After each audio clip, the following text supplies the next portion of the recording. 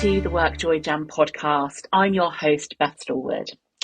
In this episode, I am joined by the wonderful Catherine Garrod, and we go on a journey through inclusion, through culture, thinking about the things that we need to do, as well as diversity, as well as thinking about how do we help underrepresented groups, but more about how do we understand what's going on with overrepresented groups of people, how it's everybody's responsibility, and there are so many little tiny things that we can do that don't involve changing the world but will actually change everything, whether that's for your employees, your customers, the communities that you belong to. Because if we all feel included, the world will definitely become a better place. If we understand different people's perspectives, we're able to have better relationships, and we're able to create a fairer organisation, a fairer society, and everything to be much, much better. I do hope you enjoy this conversation.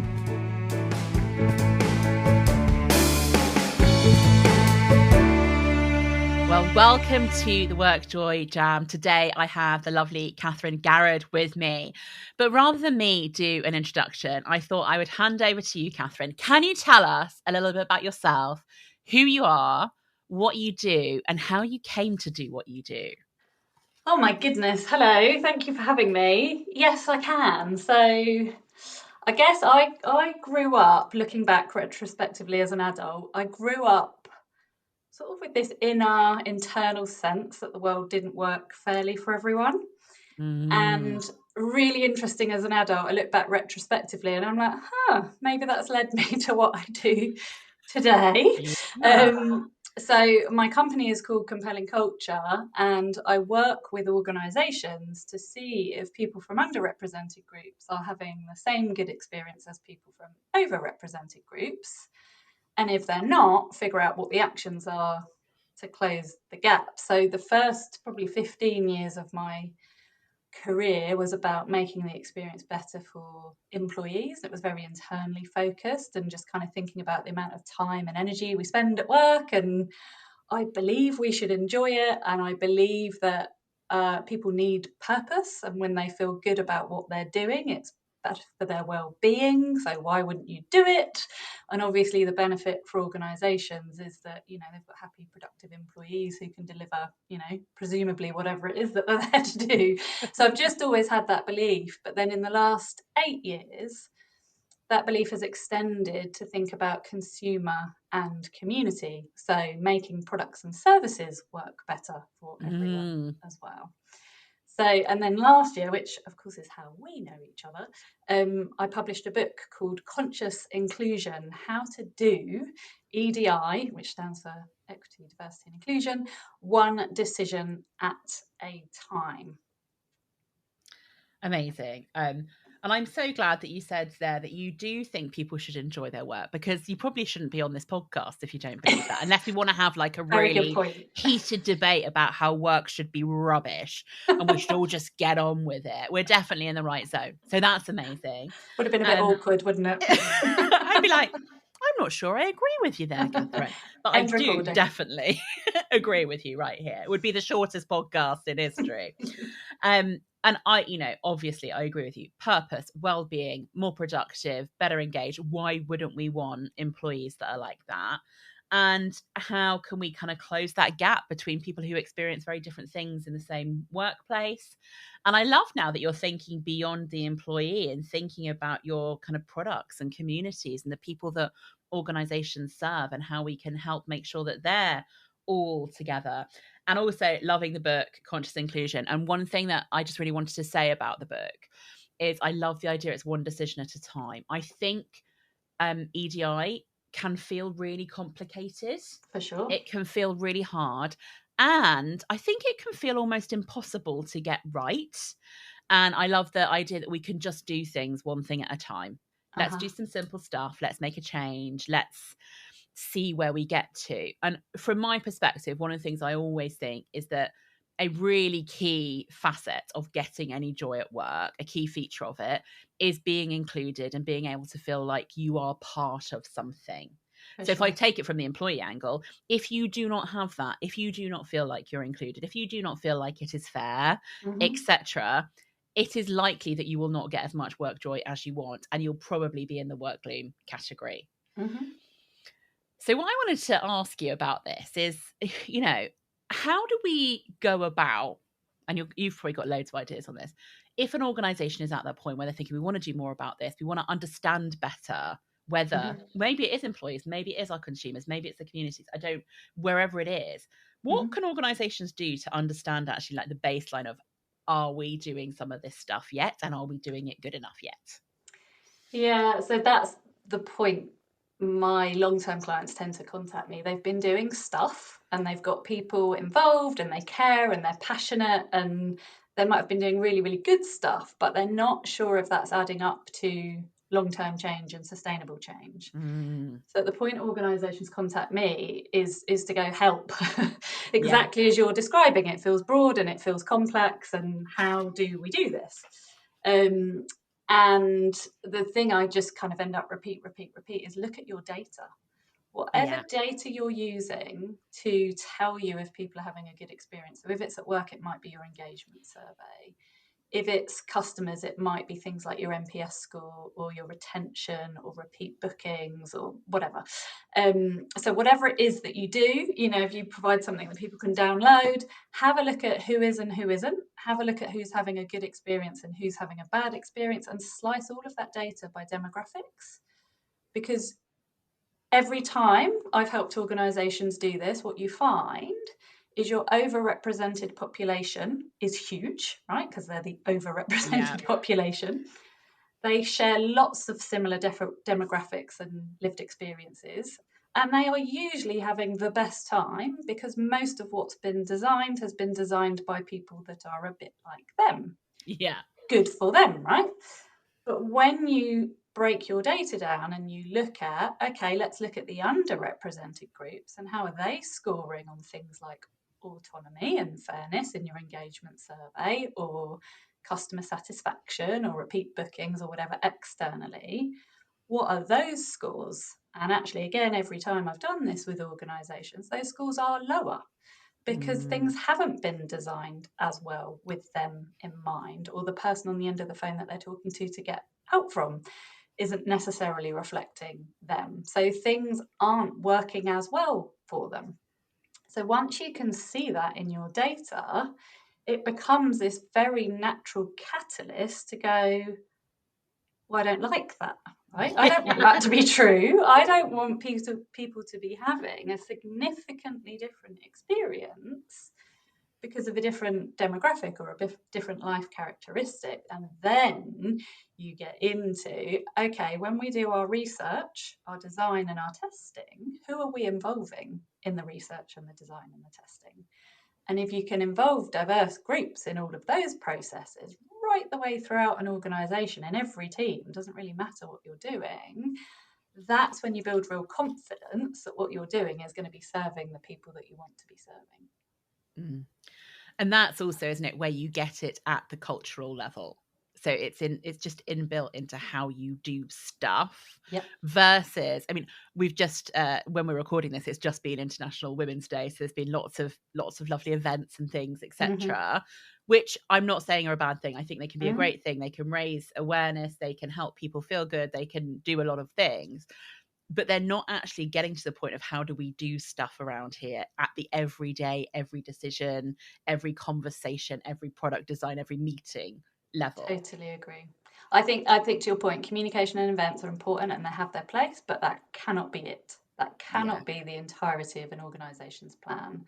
That is very much about connecting people, raising awareness, celebrating, educating as you're celebrating. It has a really important part of a much wider strategy. Yeah. And I would never kind of want to think, oh no, you shouldn't do those things, but they should be one of the things you do. I agree. Yeah. And you can't go, just because it has been International Women's Day, you can't do, we've done a Women's Day event, tick for all women. Absolutely not. It's not worked yet. It doesn't quite work like that.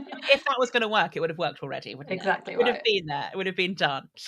So I think this is all really interesting. And obviously from a cultural level, helping people, customers, colleagues, etc., to feel like things are designed for them, are appropriate for them, are in line with what they need, is all a really good thing. And I always think about this, it's like, do we need anything more than that? Actually, it's just a good thing for human beings. Like, I'm at the level, I'm like, I just want to do good stuff for humans. But there was also like a proper commercial business advantage to doing this stuff, isn't there? It's not just around being good humans. Yeah, and it's fascinating actually. I've had this conversation a few times recently. I think many organisations have gone way beyond the business case on inclusion now. They kind of get it. It's, if you design products and services that work better for everyone, guess what? You're going to appeal to more people. You're going to have more people buying your products and services. And you almost need to focus on the risk of not doing it now. Yeah. So what I talk about is that inclusion is actually about remaining relevant in the future. So whether you are employing people, are those people going and having a search on your corporate website and your annual report or your social media pages, and are they looking for the words diversity and inclusion? If they are, and many people will be, and they can't find anything, they won't apply to work for you. Yeah. You will not attract people that care about, society and hold those strong values themselves. People are looking more and more, particularly as they get to a position in their career where they can, but actually younger generation are really looking more and more to find organisations that reflect the values that they have, and they want to know what organisations' position is on some of these things. But also from a consumer point of view, there's 8 billion people in the world. So depending on what your products and services doesn't really matter. Just take your local immediate postcode and surrounding areas. If you're not reflective of the people living in that area or working in that area or the businesses in that area, and someone else is, they're going to go to the someone else. Yeah. It's actually quite simple, isn't it? That particular bit of it. Yeah. It's quite simple. I remember at one point I got quite obsessed with like understanding the difference in the generations, and I'm a firm believer actually that there's more that unites us than divides us when it comes to generations. And I think there's a lot that has been said about them, and I think people use it as a bit of generational bashing, and I don't like that at all. No. Because I think we all just want better things for ourselves. But when I read some of the research, I think it was on kind of at the time Gen Y, so it's like millennials, etc., talking about how they're the most ethical generation that they've ever researched. And with ethics comes things like fairness, comes things like diversity, comes things like inclusion, comes things like beyond that, how well are you doing for your environment? Are you caring about social impact? Are you caring about all these other things? And when we think about it, we're kind of 2 generations beyond that now in terms of people who will be coming into the workforce. And I also, so I have seen it coming in with a younger generation coming into the workforce. They are being more selective about the type of organization they work for. I also see it in people, I don't know if you do, but especially around the kind of 15, 20 years into your career when you can make choices because you have skills and you have the ability to go, hang on a minute, do I want to keep working in that kind of world? Or can I take my skills and work somewhere that maybe has more sense of purpose and a better understanding of people than potentially the place I've worked for before? So you can actually lose talent at many different ends if you don't pick these stuff up and do this stuff well. Agree. Yeah. Oh, it's so interesting, isn't it, about how we all have something to do with these things. And one thing that actually drives me slightly mad, and I don't know, I imagine I'm gonna put it in, I reckon it'll drive you mad as well, is this idea that the one person who has like a job title of like EDI manager in an organization of 5,000 people, that one person is responsible for everything to do with inclusion. And I'm like, oh yeah, no. Do you know, I think it's a form of naivety, and I sort of understand it whilst I don't agree with it. I think inclusion is a relatively new skill set. If I think about, my background, I worked in HR for many, many years. HR is usually the most underfunded department in an organisation. So just doesn't have the headcount, the budget, the capacity to go and invest on these skills. Yet they are the people that the organisation turn to expect to have all the answers on this thing. So actually some of the work that I love is when clients say, can you come and do an upskill session with the HR and the comms team? Yeah. And I'm like, absolutely. So there's that part, but I think to your wider point, it's a bit of a naivety and well, if HR and recruitment go and sort everything out, then we'll just be a diverse and inclusive organisation. And it's just a lack of understanding around the inherent biases that we all carry, every single one of us. Over 90% of our kind of thoughts and decisions on a daily basis are automatic, and they are based on our own lived experiences. And with 8 billion people on the planet, they're not very reflective of everyone's experiences. So the work of inclusion is to get into that 10% thinking. And one of the things that I say is, look, no one can be an expert in everything. I'm not an expert in everything. This is literally what I do. Yeah. But I've still only had my lived experiences. And of course, I am open to learning and unlearning and receiving feedback and, apologising when I get it wrong and all of those things, which I think is really important.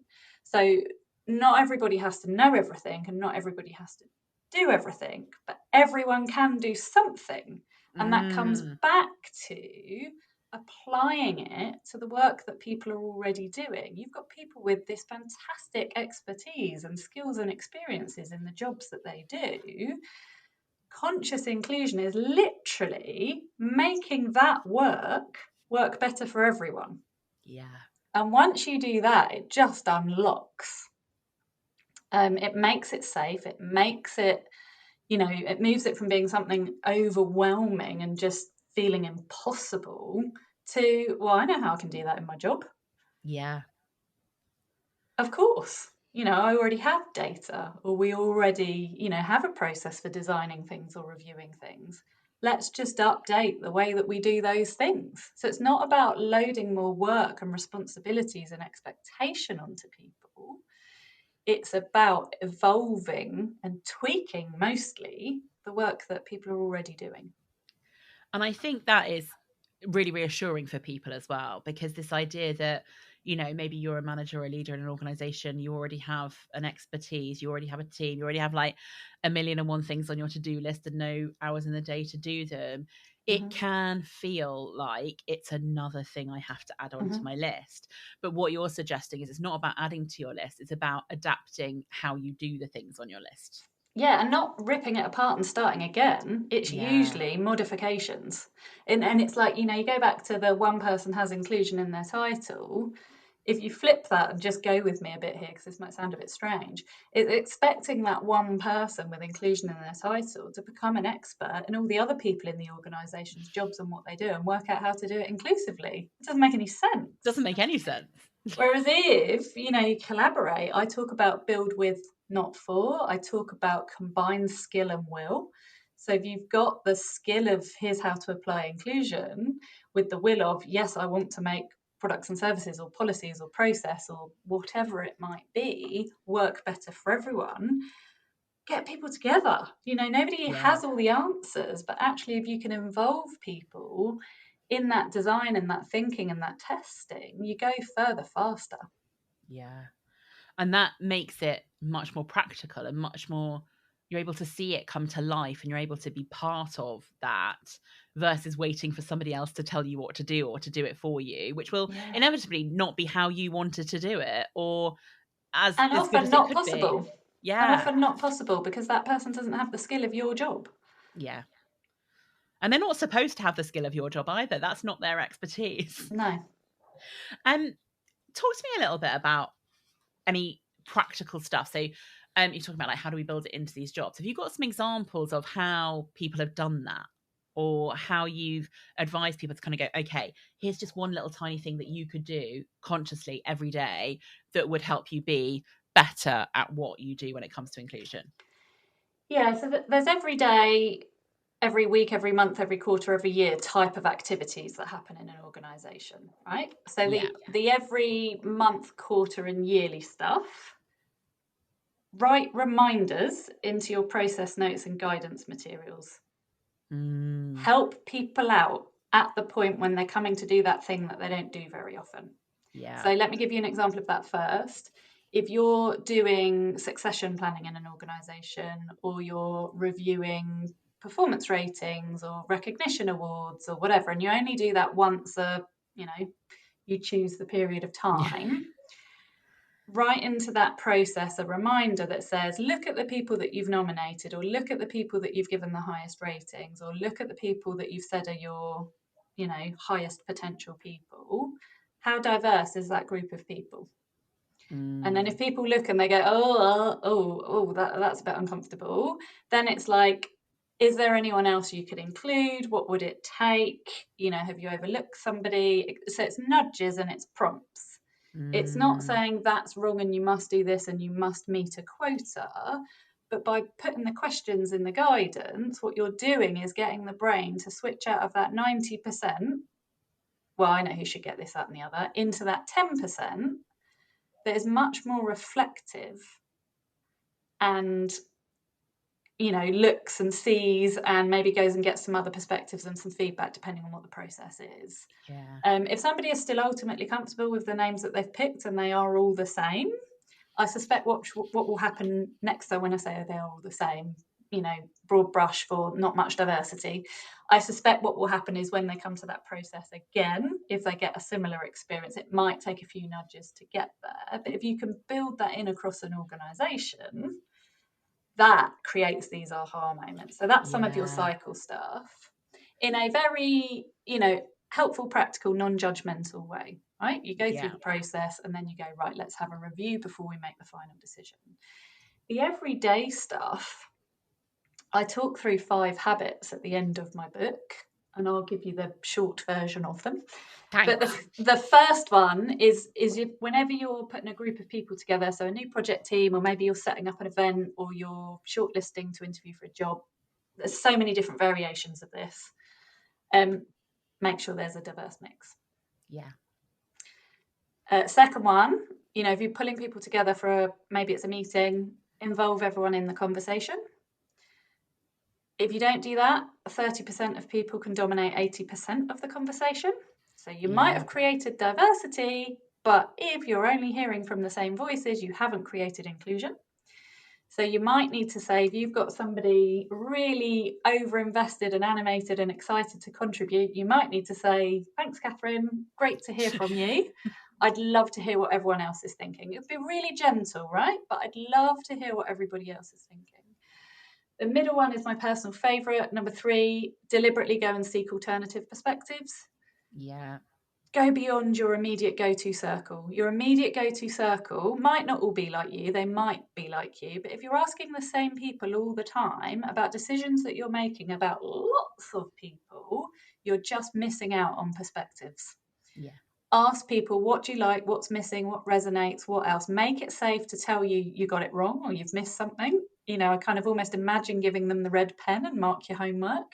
You will always learn something bigger and better, and it will make your work better. The fourth one is ask people what would help them feel included. So this is not, this is one-on-one, in person, in private. If you notice in a group scenario, someone isn't speaking up, but you really value their contribution, and you know that you had this really interesting conversation on Tuesday and you'd love for the rest of the group to hear it, it's not about going and telling that person to be more assertive or speak up. It's saying, is there something I can do differently? Because I would love the rest of the group to benefit from your contribution. And that might be something really simple, like saying, just don't put me on the spot. Tell me 5 minutes before the meeting, you want me to give an update. It will be personal. And then the 5th one is we are all really heavily influenced by the 5 or 6 people we spend most of our time with. Really natural, really normal. It's how we build friendship circles and communities and all of those things. But if your 5 or 6 people are all a bit like you in terms of career experience, education, demographics, you name it, if you recognise that's true, spend some time getting to know people who aren't just like you. And you can do this in work by going to different events or spending time in different teams. But actually, there's loads of ways you can do it in private.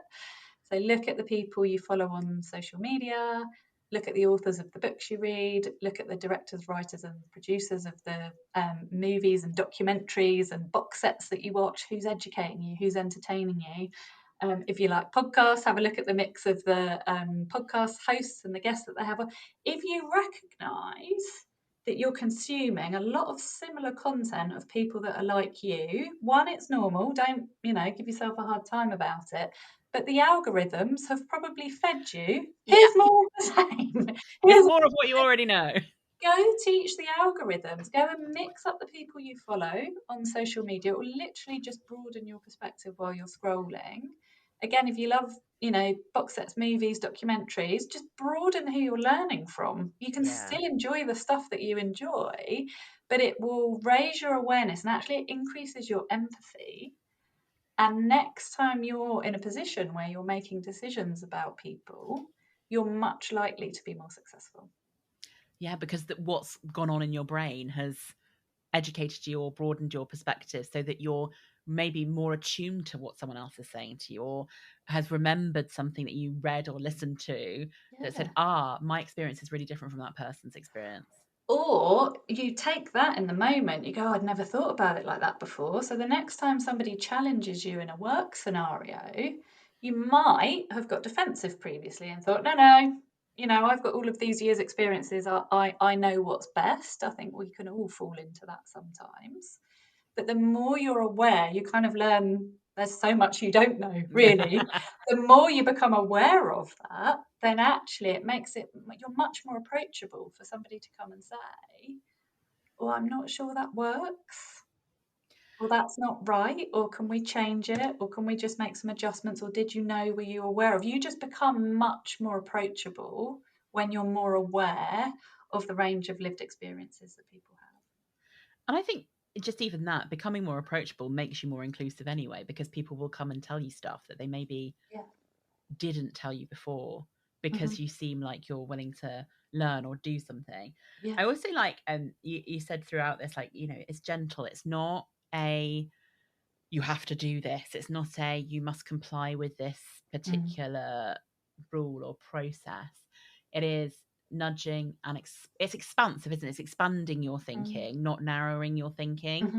And I think so often when we think about diversity, specifically that word, and not the broader kind of inclusion or broader culture of inclusion, we often think about people in boxes, and it's like, do they fit this particular demographic box, and have I done something for that particular box, rather than thinking of us all as, we may share certain traits, we may have similar lived experiences, but we're actually all really different, and what every person needs is going to be different. It's just likely that we will know more about what other people need who are slightly different to us if we actually want to find out, if we're actually interested and curious and open and able to see things from other people's perspectives, even if it's not what we would necessarily think or what we would agree with. I also really like, sorry, carry on. No, I was just going to say, I think that's a really important point. I think diversity and inclusion get lumped together as if they're one thing, and they're not. Diversity is a fact, right? That's names, numbers, characteristics. Inclusion is a choice and a behaviour and an act. It's a deliberate intent inclusion. So I think it's a really useful distinction. And that is really helpful for me, talking about it in that way, because like diversity is something that we can't really change ourselves. Like it's what you are, it's where you come from. And I think diversity is, for me personally, diversity is really much broader than the protected characteristics by law. But those things are there, and they are factors that we are not in charge of changing. Whereas if we decide we want to be really inclusive, diversity is one of the things that we can pull on to make sure we are more inclusive. And I do think there is sometimes an expectation that as long as, and I hear it a lot in the world of like, as long as we get more diverse people into this organisation, everything will be fine. Yeah, I mean, again, that's naivety, right? So when I've seen organisations focus really hard on diversity first, there's often been absolute good intentions behind that, but it's just a horrible experience, because effectively what happens is, for years and years and years and years and years, this is the way we've done everything, and it's not been a very diverse organisation. So our culture exists, right? And then we work really, really, really, really, really hard on attracting diverse people into the organisation, but the culture doesn't really reflect that. So the subliminal message of that is, it's okay for you to be different or look different or have different lived experiences, but when you get here, you need to be the same as everyone else. Yeah, you need to fit this particular type because we're not ready for you. Yeah. So I'm very much, yes, you need to address over-representation, of course. And I talk very deliberately about addressing over-representation rather than increasing diversity, because the over-representation is the issue. That's why things do get designed without all people in mind. So yes, you need to address over-representation, but you've got to focus on culture. You've got to make it an environment where it's safe to say, actually, this doesn't work for me, or I need something else, or this one size fits all process or system or whatever it is needs updating. Yeah. And I really love the way you talk about addressing over-representation versus kind of building underrepresentation or dealing with that, because it sounds like that's the problem. Like the people who are underrepresented represent the problem. For but sure. The problem doesn't come from there. Yeah. In part 2 of my book, I talk about the traps to avoid. And one of the traps is developing programs to fix, and I'm doing air quotes, fix the underrepresented. Yeah. And so, organizations will have women in leadership programs, or they might have, programs for mixed ethnicities to develop their leadership skills.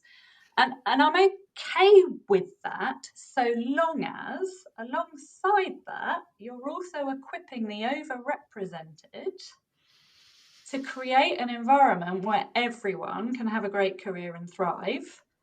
And they're thinking about their recruitment and who's getting promoted and who's getting the recognition. But maybe not so much today. What you used to see was, we'll just spend some money and we'll put some energy over there, and that's being taken care of. Meanwhile, you're overrepresented carry on doing what they've always done because they weren't being asked to do anything differently. Yeah. And I'm in massive agreement. I think it's as well as, not instead of. Agree. So as well as helping our leaders understand this more and like be better at succession planning with inclusion in mind, etc., we can support our people who maybe haven't had access to the leadership capability building things that we haven't done before. Great, but not that thing on its own. So I feel like as well as is the good thing to think about. All these things, it's recruit diverse talent as well as building your culture. It is give people better skills development work as well as building your culture. It's understand your diversity demographics as well as building the more inclusive There's no culture. one thing, my book it's got 99 decisions in it. Yeah. That one decision at a time. There's 99 decisions in the book, and who knows, if I wrote it again, there might be more. And that I say that in the book. I'm like, come back to this in 6 months' time or a year's time, and if you've discovered more things that need doing in your organisations that are specific to your workplace or products and services, add them in. 99 isn't it? That's just what came out of my head. Yeah. And I think there's something that you said earlier that I'd really love to just talk about for a minute, which is this idea that if you give people nudges when you're going through these big processes like your annual or quarterly reviews, whatever it is, and they feel slightly icky, the icky is telling them something. Like the uncomfortableness is telling you something. And you can either sit with that and do something about it, or you can do what you've always done. And that is a big individual responsibility to kind of understand that the ickiness is telling you something.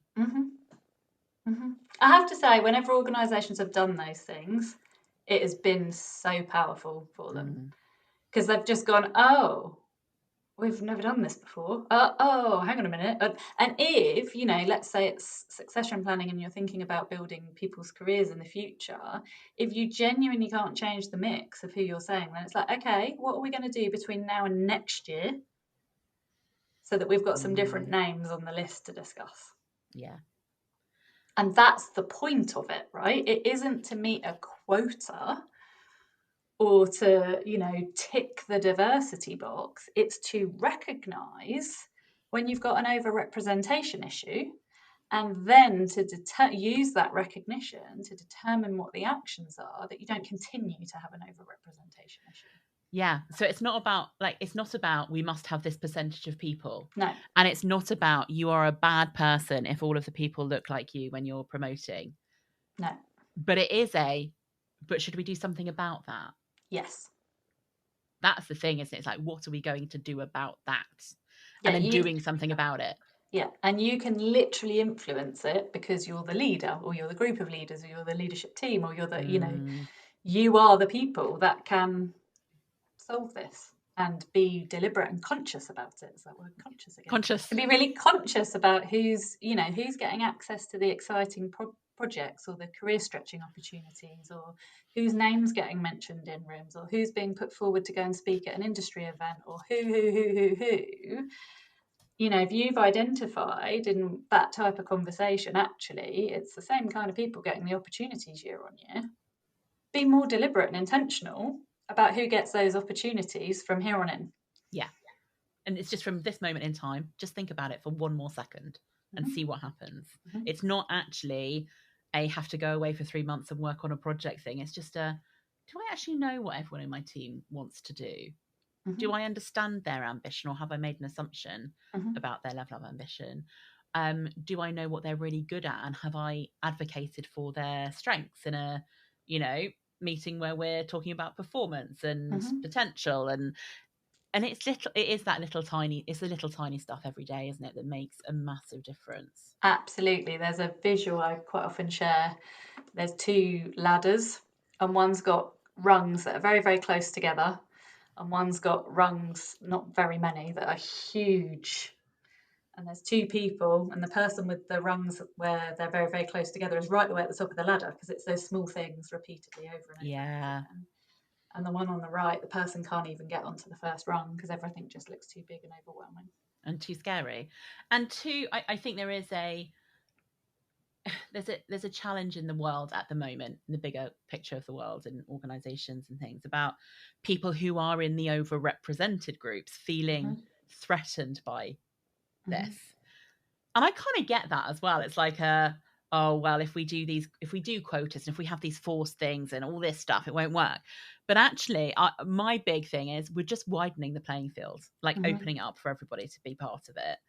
And if you're really, really good at your job, it won't matter.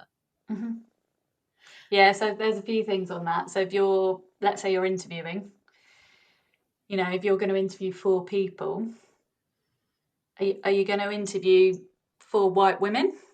Yeah. Doesn't feel right, does it?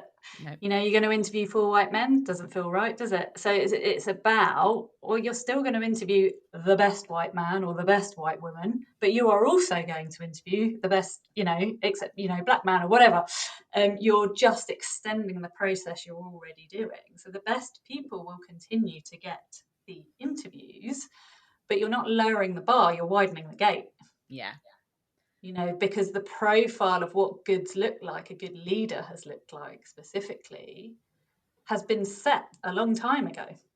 Yeah. And a lot of the research on what a good leader looks like, and the psychometrics and all of those things, if you've got overrepresentation in your leadership team, then any research you've done on what makes the most successful leaders in this organisation is going to be heavily biased by the demographic profile that you've got. So therefore, the way that you're assessing people's skills and experiences is going to continue to fit that profile much better than other profiles. So, and I think the other thing I would just say on it is, I'm a bit worried this is going to leave me out and this is going to leave me behind.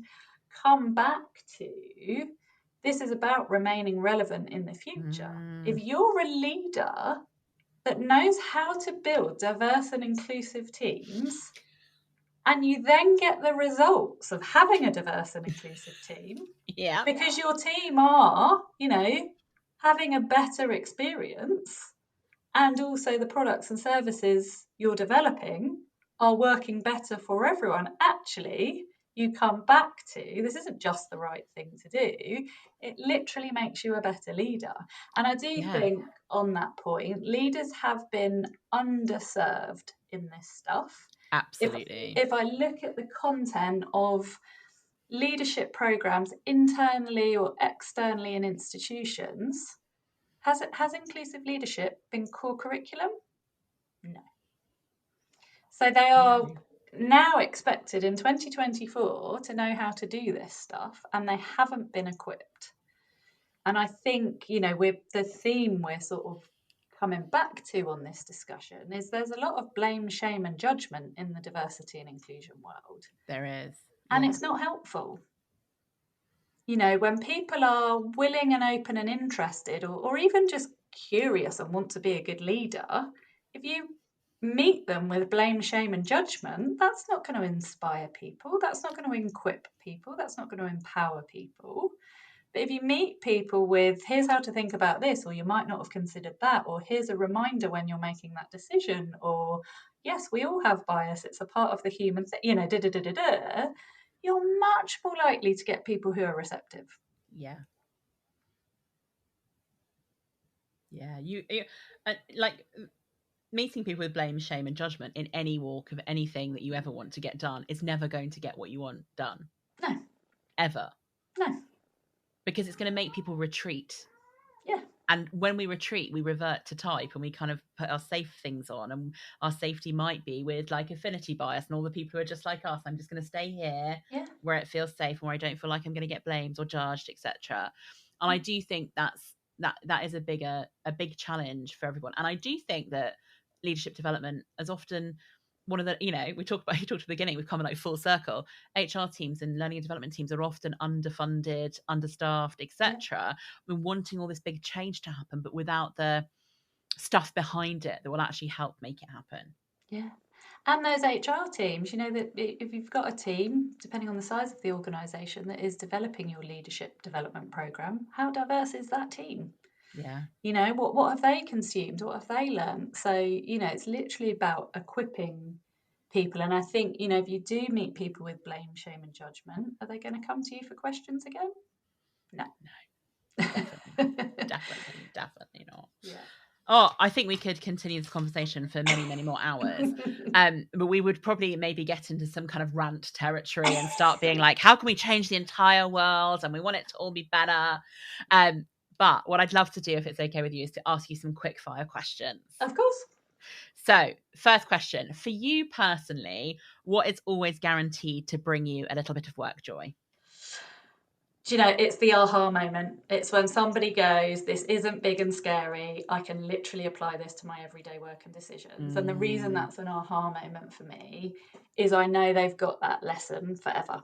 Yeah. So whatever job they do right now, whatever job they do in the future, if they stay in this organisation, they go to another organisation, they're involved in their community, they set up their own business.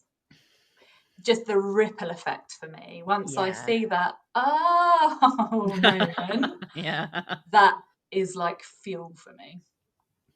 Love that. And you know that will forever, whatever they're trying to do, they'll always have that in mind, won't they? It'll be there. Yeah. Amazing. Yeah. It's like you could get your crystal ball out and see the future.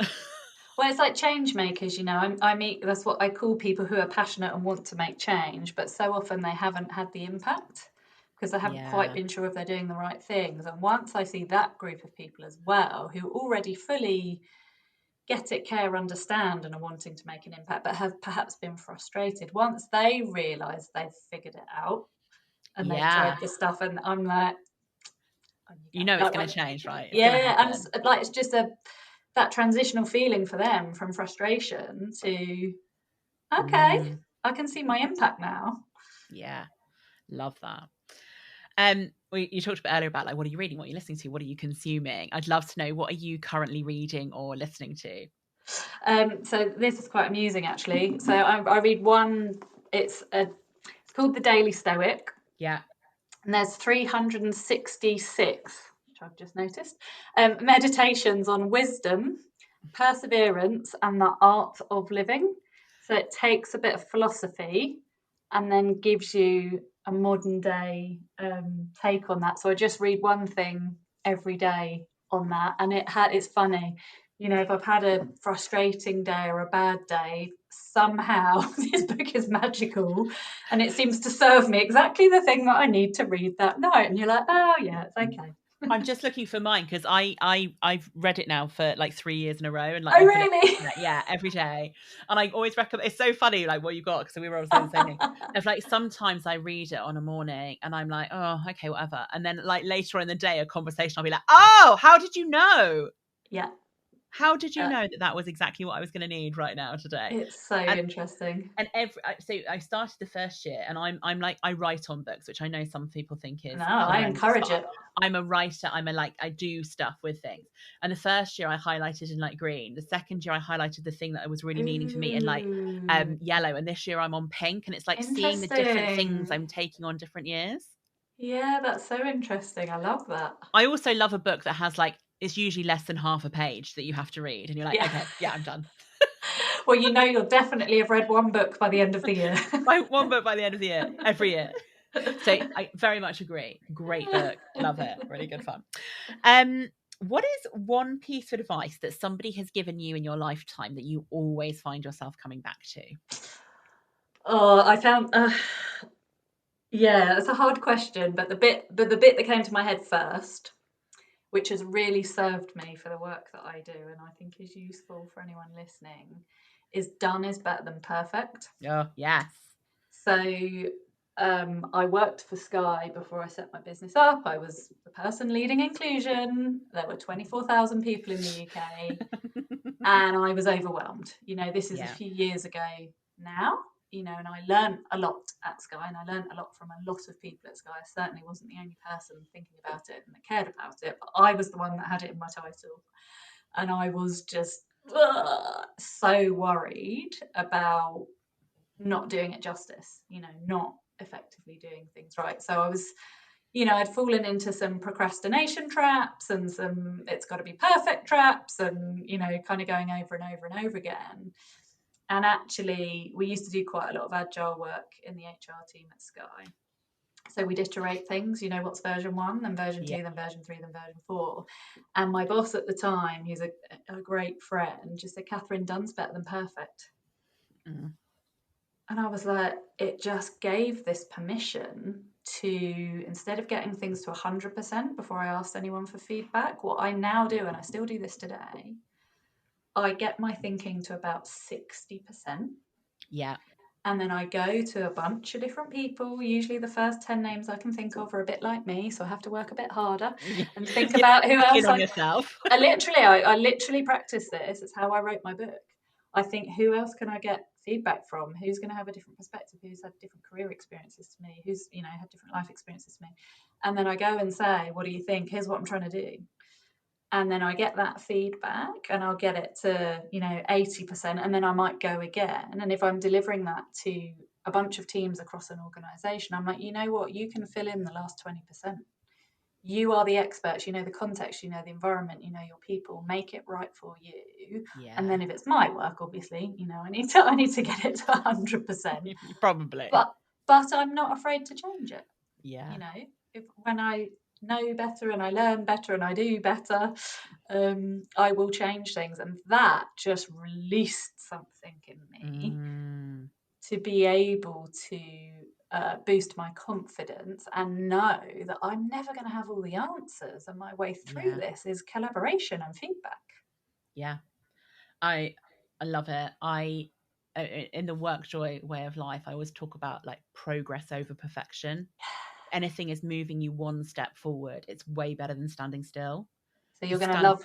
Go on. Sorry, standing still just feels awful. Yeah. So my logo for Compelling Culture has a wonky crown on the first C. Yeah.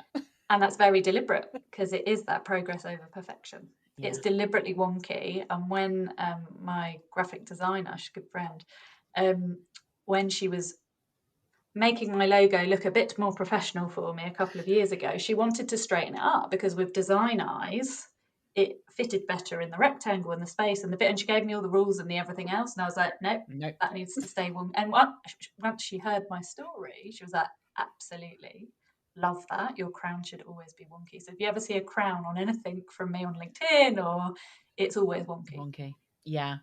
And I think as well, I think perfectionism is a one-way route to feel gloomy. Yet so many of us are kind of built with it, and it stops us doing good work. So can I tell, I finished reading another book yesterday. Yes. And it's called Coach Yourself Confident by Julie Smith. Yeah. And she talked about, and this was the bit I got my highlighter out on, good enough-ism is the antidote to perfectionism. And I was like, Love that. what a line. Good enoughism. Yeah. Yeah. Is it good enough? Is it good enough? And I always love the idea as well, like you do, of get some opinions on stuff, not when you've got a blank piece of paper, because people need your expertise. So a blank piece of paper is no good, but a completed thing is no good either. No. So somewhere like between 50 and 70%, and then see where you get to from there. Absolute permission to tell you what's working and what's not if you do that. If you've got to 100%, people are going to be nervous about saying, I'm not sure. Yeah, I'm not sure. I don't know. Yeah. They're going to be like, okay, yeah, it looks too shiny already. Yeah. It's too late to change it. And it's not. Yeah. You can always change something. Yeah. Love it. Love it, love it. I love that. Good enoughism. Thank you, Julie, for helping us with that one. Julie. We'll shout out Julie. We'll tag you in the socials on it. Right, fourth question. What is one practical thing that our listeners could do today or tomorrow that you think might help bring them a little bit of work joy? I think you touched on it earlier. It's absolutely, we need to recognise difference, and we might need to change things to better work for everybody, but go and look for all of the stuff that you have in common with people. We talked about, we've got so much in common, and the bit I think as human beings we're absolutely united on is we all want to feel valued, heard and involved. Yeah. And so the more you can find that you've got in common with people, alongside understanding there are some things that need changing and updating and adapting and evolving, you just build better relationships with people. And actually, the more we understand about each other, we feel better about ourselves and each other.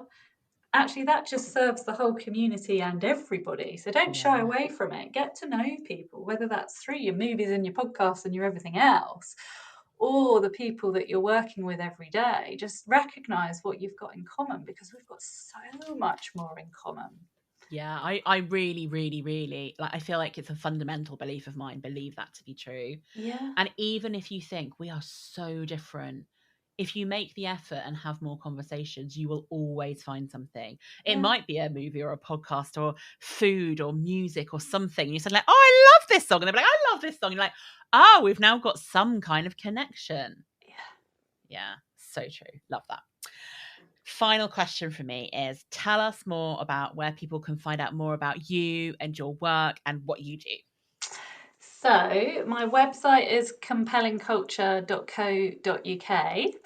And actually on that, you might like the newsletter. I get asked all of the time, which organisations can we learn from? Who's doing inclusion well? So I publish a newsletter about once a month, less not more, I promise.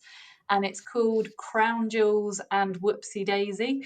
So the Crown Jewels are 3 good examples that I've seen that month of organisations doing stuff and why it's good. And it's a couple of sentences, it's not a big read. And the Whoopsie Daisy is one thing where something went wrong, people didn't get it right, there was a negative impact, it's usually made its way into press or media. But I focus on what we can learn from it, because actually those moments can be quite transformational when they happen. So I always pick 3 things we can learn from it. It's a mini case study. I'm told people scroll straight to the Whoopsie Daisy. For anyone listening where you don't know what Whoopsie Daisy means, let me explain. It's a bit of a British silly, oh dear, uh-oh, never mind, brush it off and keep going. And actually I talk about quite serious stuff in the Whoopsie Daisy, but it was a play on my branding and let's learn from these things when they go wrong. So my website's great for that. LinkedIn, Catherine Garrod. I tend to post practical stuff once or twice a week on there, just to nudge you as you're scrolling. And then my book's available, paperback, Kindle, audio, on all your favourite platforms. And it's called Conscious Inclusion, How to Do EDI One Decision at a Time. Amazing. And thank you so much for those. We will post links in the show notes so that people can click on through. And I love the idea of the Whoopsie Daisy. It brings me we all like a little bit of dark humor, don't we? And seeing things that haven't worked well, but then focusing on actually any of us could be in a Whoopsie Daisy moment at any time, because we're not aiming for perfection. We're going to get stuff wrong. What can we do to avoid it or to deal with it when it has happened? Yeah, I posted my own whoopsie daisy on LinkedIn probably a month ago, and it was one of the most read posts because people were like, "Oh, she's human. She gets things wrong too," and I do. I do. I promise I do. Yeah, and that's the thing. Once you own that, and we're not perfect, it opens up a whole different conversation, doesn't it? So love that idea. Catherine, thank you so much for being a guest on the WorkJoy Jam. My absolute pleasure. Thank you for having me.